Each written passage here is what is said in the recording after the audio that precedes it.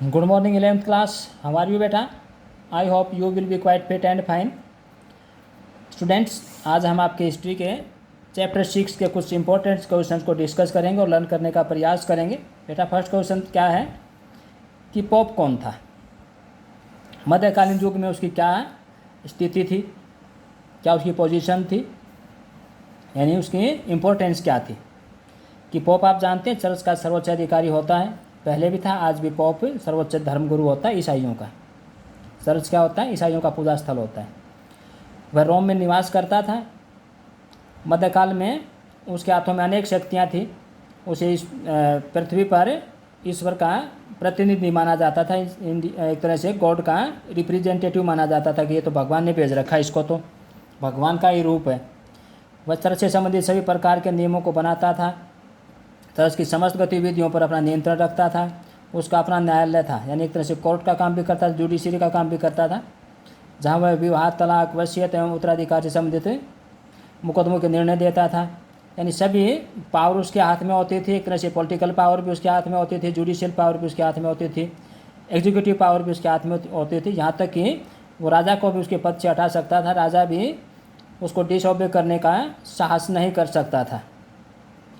Next question है बेटा कि सेंट बेनेडिक्ट मठ के प्रमुख नियम क्या थे? तो सेंट बेनेडिक्ट कौन थे?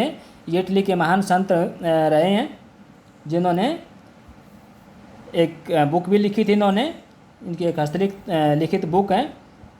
इस बुक में इन्होंने मठ के कुछ नियम लिखे हैं। मठ में रहने वाले जो भिक्षु होते हैं उनको किस प्रकार का जीवन जीना चाहिए, इस तरह के नियम उन्होंने लिखे हैं।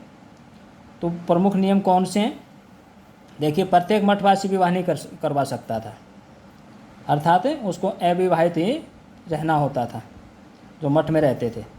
वे अपने पास संपत्ति नहीं रख सकते थे। उन्हें मठ के प्रधान एबट की आज्ञा का पालन करना पड़ता था। नेक्स्ट, उन्हें बोलने की आज्ञा कभी कभी दी जाती थी, या उनको कम से कम बोलना चाहिए ऐसा मानना होता था सेंट बेनेडिक्ट के अनुसार। प्रत्येक भिक्षु भिक्षुणी को कुछ समय रोज़ाना शारीरिक श्रम करना चाहिए, परिश्रम करना चाहिए, मेहनत करनी चाहिए, फिजिकल वर्क करना चाहिए। प्रत्येक मठवासी को अपना अधिकांश समय अध्ययन में व्यतीत करना चाहिए, स्टडी करनी चाहिए, खासकर धार्मिक ग्रंथों की। प्रत्येक मठवासी को पवित्र जीवन व्यतीत करना चाहिए। प्रत्येक मठवासी को एक निश्चित समय पर ही खाना खाना चाहिए। निश्चित समय के अनुसार उसको सोना चाहिए, यानी खाने का समय, सोने का समय और काम करने का समय निर्धारित होना चाहिए, निश्चित होना चाहिए, फिक्स होना चाहिए। प्रत्येक मठवासी को जनसाधारण को शिक्षा देनी चाहिए एवं रोगियों की सेवा करनी चाहिए। शिक्षा मतलब क्या है? कि धार्मिक शिक्षा प्रत्येक व्यक्ति को देनी चाहिए। किस मठवासी, जो मठ में रहने वाले लोग हैं, उनके द्वारा हर एक जो साधारण आदमी जिसको ज्ञान नहीं है उसको ईसाई धर्म संबंधी शिक्षा देनी चाहिए। रोगियों की सेवा करनी चाहिए। प्रत्येक मठ इस प्रकार बनाना चाहिए कि आवश्यकता की सारी वस्तुएं, चाहे उसमें जल चक्की है, उद्यान है, कार्यशाला है, सभी प्रकार की वस्तुएं उसकी सीमा के अंदर ही हों। और इस प्रकार के नियमों का पालन काफ़ी समय तक लगातार किया जाता रहा। बेटा, नेक्स्ट क्वेश्चन है कि ओबेस हिल्डेगार्ड कौन थी?